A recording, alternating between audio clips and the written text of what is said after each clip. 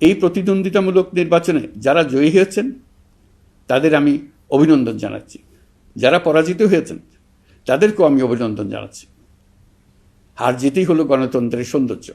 যারা জয়ী হয়েছেন তারা মোট ভোটের প্রায় অর্ধেক পেয়েছেন, যারা জয়ী হতে পারেননি তারাও মোট ভোটের অর্ধেক পেয়েছেন।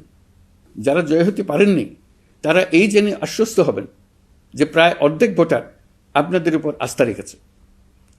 আগামী দিন নতুন সরকার দায়িত্ব গ্রহণ করবে, এর মাধ্যমে আমাদের 18 মাসের দায়িত্বের সমাপ্তি হবে। 24শে জুলাই মাসে বাংলাদেশের মানুষ এক অভূতপূর্ব অভ্যুত্থানের মধ্য দিয়ে তাদের মুক্তি, আকাঙ্ক্ষা ও মর্যাদার দাবি উচ্চারণ করেছিল। সেই সময় দেশ একটি গভীর রাজনৈতিক, অর্থনৈতিক, প্রাতিষ্ঠানিক ও মানবিক সংকটে নিপতিত ছিল। রাষ্ট্রযন্ত্রের উপর মানুষ আস্থা হারিয়ে ফেলেছিল। গণতন্ত্র হয়েছিল ধূলিসাৎ, ভবিষ্যৎ ছিল অনিশ্চিত।